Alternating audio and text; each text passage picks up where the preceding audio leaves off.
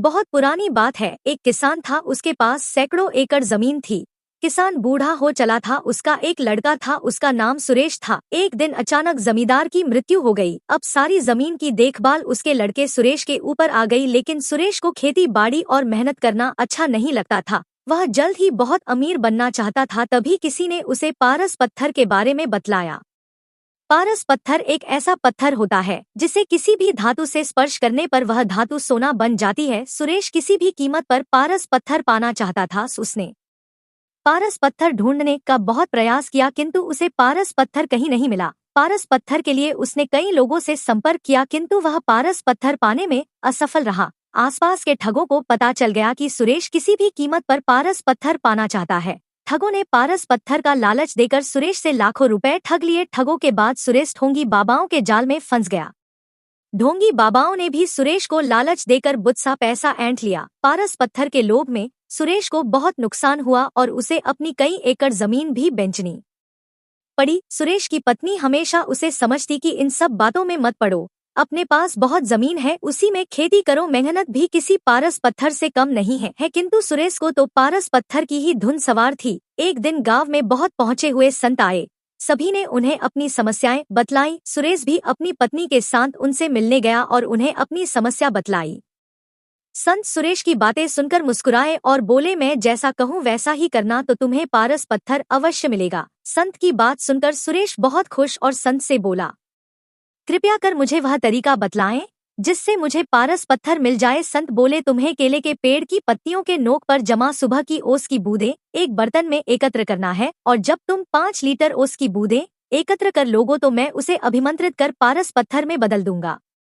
लेकिन याद रहे, ओस की बूंदों में तुम पानी मिलाकर धोखा देने का प्रयास करोगे तो तुम्हारी पूरी मेहनत पर पानी फिर जाएगा और ओस की बूंदें पारस पत्थर नहीं बन पाएंगी। यह काम बहुत कठिन था। सबसे पहले सुरेश ने अपनी कुछ जमीन पर केले के पेड़ लगाए।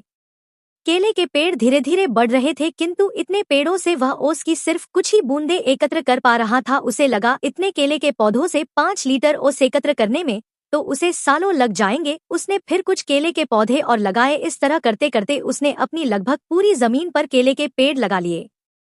सुरेश अब इन केलों के पौधों को पानी देता और उनकी देखभाल करता था। 2 साल की अथक मेहनत के बाद सुरेश 5 लीटर ओस के बूंदे एकत्र कर पाया और अत्यधिक प्रसन्न होकर साधु महाराज के पास गया और उन्हें 5 लीटर ओस की बूंदों से भरा बर्तन देते हुए बोला, साधु महाराज, आपकी आज्ञा अनुसार मैंने 2 साल की अथक मेहनत के बाद ये 5 लीटर ओस की बूंदें एकत्र कर ली हैं।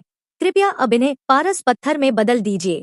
साधु महाराज बोले, सुरेश, तुम्हारी मेहनत सराहनीय है, तुम्हें तुम्हारी मेहनत का फल अवश्य मिलेगा। कल जब तुम आओगे तो अपनी पत्नी को भी साथ लाना। सुरेश खुश होकर अपने घर चला गया और पत्नी को सारी बात बतलाई। दूसरे दिन दोनों पति पत्नी जल्दी उठकर नहा धोकर साधु के पास पहुँचे। साधु ने सुरेश को देखकर कहा, सुरेश, मैंने ओस की बूंदों को पारस पत्थर में बदलने के बहुत प्रयास किया, किंतु मैं उन्हें पारस पत्थर में नहीं बदल सका। यह सुनकर सुरेश बहुत उदास हुआ और साधु से बोला, आपके कहे अनुसार मैंने 2 साल अथक मेहनत करके 5 लीटर ओस की बूंदें एकत्र की, किंतु मेरी मेहनत बेकार गई। अपने भी दूसरे लोगों की तरह मुझसे झूठ बोला। सुरेश की बात सुनकर साधु बोले, बेटा, मेहनत कभी भी बेकार नहीं जाती। तुम्हारी पत्नी के हाथ में जो पोटरी है उसे खोलो। सुरेश ने उसकी पत्नी के हाथ में रखी पोटरी खोली तो देखकर दंग रह गया। उसमें सोने चांदी के आभूषण और कीमती रत्न थे। साधु बोले, सुरेश, ये तुम्हारी मेहनत का फल है जो किसी पारस पत्थर से कम नहीं है। सुरेश ने कहा, यह मेरी मेहनत का फल कैसे हुआ? साधु बोले, तुमने 2 साल से मेहनत करके जो केले के पौधे लगाए थे, 2 साल से उनमें फल भी लग रहे हैं,